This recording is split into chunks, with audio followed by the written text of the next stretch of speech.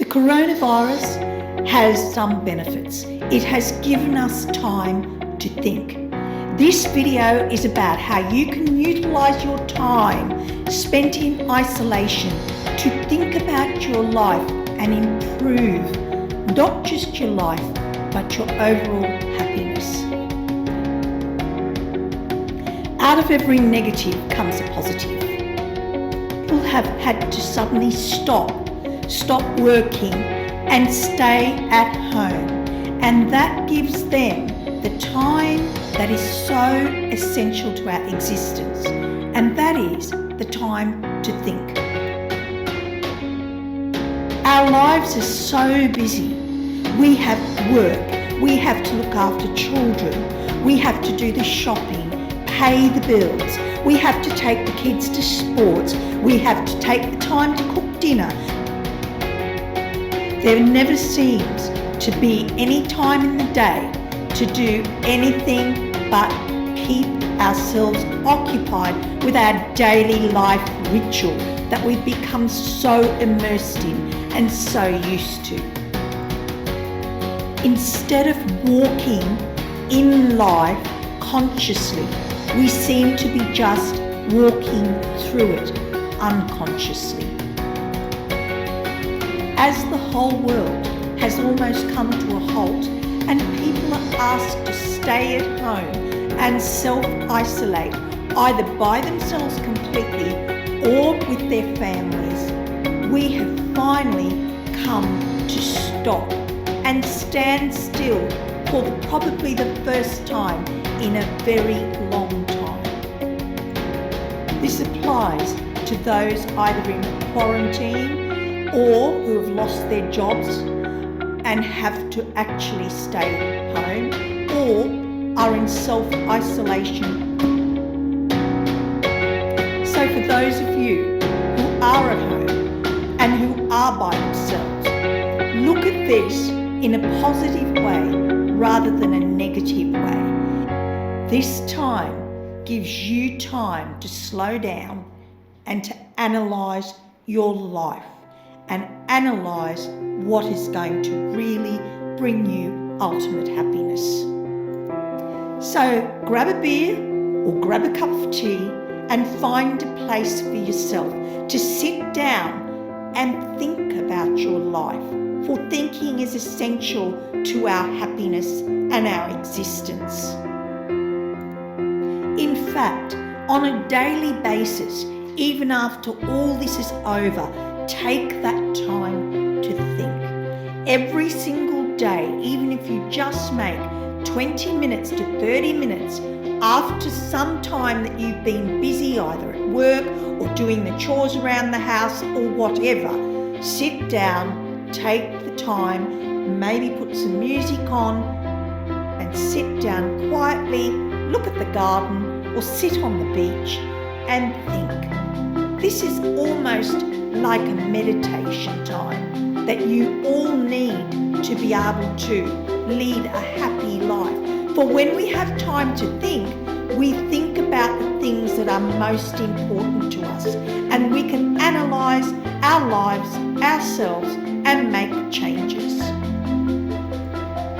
Have you ever stopped and looked at your past and wondered why you don't remember so much of it? Often we forget really important periods in our life, and someone will say something to us like, "Oh, do you remember when?" And you look and you think, "No, I don't remember that." And it escapes you. Why don't you remember that? And that is because most of the time in our busy existence, we are walking through life rather than in it. In order to walk in life rather than through it, and to remember those experiences, we have to be consciously present. In our lives, however, most of us are like robots, and we take each step without really giving it much thought and without being actually consciously present in our lives. And that is why often our lives can spin out of control or become unhappy. This is because we make decisions without even thinking first about it. We are compulsive. We will do things without actually giving it some thought about what the consequences of our actions might be in the choices that we make about our lives. So in this time that you have been given to think, take the time to think about everything in your life and whether you are really, truly happy, peaceful and content. Think about, are you happy in your relationship? If not, why not? Have a deep look within. What is it that doesn't make you happy? And how can you resolve that problem? Are you happy in your job? Or is it just something that you do every day but with dread? And if so, if you are really unhappy in your job, what can you do to change it? Is there a relationship with a particular person that needs healing or some conversation, but you've been just letting it go, hoping it'll all work out itself? Are there toxic people in your life that you know bring you down and keep you stuck? How can you change that? What decisions can you make to remove those toxic people and the toxicity out of your life? Do you feel guilty all the time about the children and that perhaps you're not doing enough? Well, then stop and think about everything that you do. Write a list down of your daily chores that you do as a mother or a father or as co-parents. If you think you can do a better job, then do it. Make the changes to be a better parent. If, for example, you look at your list and you think, yes, I could improve. However, at the same time, also give yourself a break. You might be doing everything and being a wonderful parent, but you seem to be so busy that you rarely have time for the children. So make changes that might give you more time with your children and perhaps reducing things by distributing chores and saying, hey gang, I need more help. You kids can do a little bit more and that will give me more time to spend with you. Is your partner in life helping you out at home, or do they just come home from work and sit and you have to do everything yourself? When I think about this, I often think that when your day ends and you've been at work all day, or even if you're a full-time parent at home, doing all the chores, looking after the children, making sure dinner's prepared, etc., etc. Around about 8 o'clock at night, when everyone else who's come home from work can sit down, that is if that's that type of partner you have, you are still going. And normally your day has started at about 5:30 or maybe 6 in the morning, and you haven't stopped all day. So perhaps your partner could think about helping you a little bit at that time of the night, because even though they've been at work all day and even though you've been at home, by 8 o'clock we're getting pretty tired, and so we do need two parents. Do you give yourself enough time to enjoy just some chill out time? Or are you one of those parents that have to be doing everything, or whenever you take time off you feel guilty? You need to find some time for yourself, for time is important for happiness. We do need time to either read a book or just lie on a hammock and have a nap or look at the stars. Everybody needs chill out time. Think about yourself as well and where you could improve. Self-reflection is really important to growth, and it improves not just ourselves but our overall happiness, because our relationships with others get better. Now look, none of us are perfect. We've all got flaws.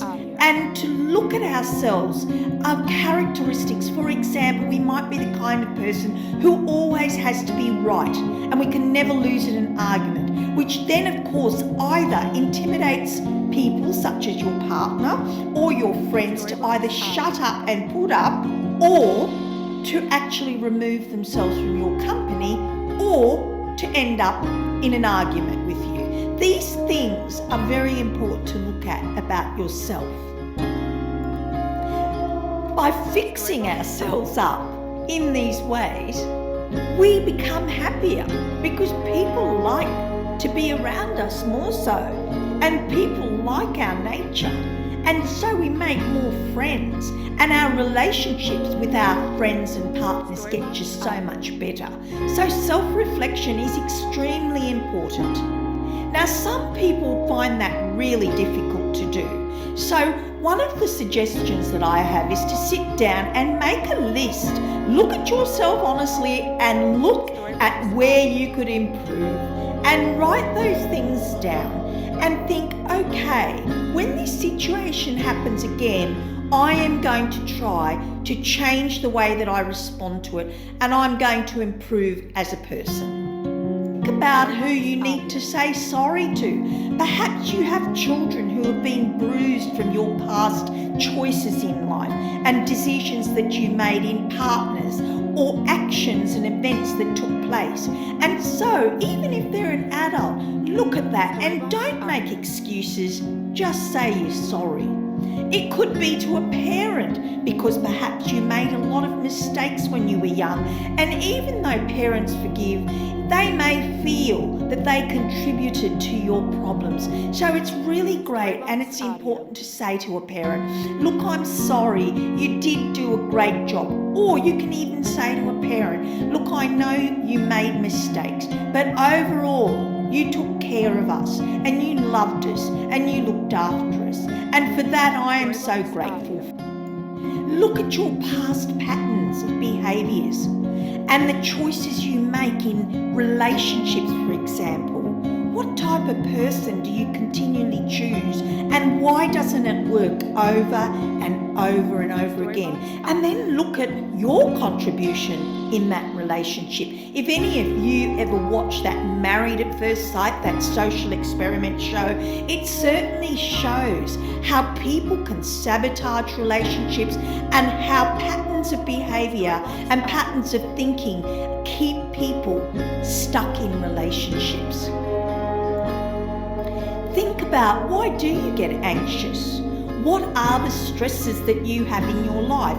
Why are you depressed? What do you need to resolve in your life? What are the past issues that are keeping you stuck? And then go out and get some help. If you are deeply depressed, then you need to go and see a doctor and maybe consider medication. And you need to also combine that with counselling if it's not neurological depression and you have child issues or other issues that you need to overcome. Instead of being depressed, take action to change your life for the better.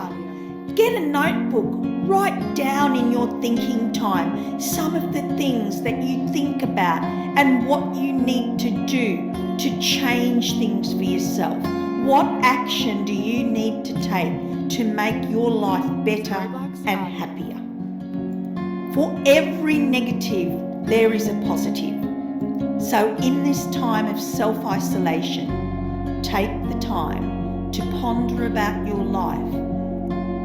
Instead of walking through it, walk in it and be present and make your life the best life it can possibly be. So that when you take your last breath, you can say,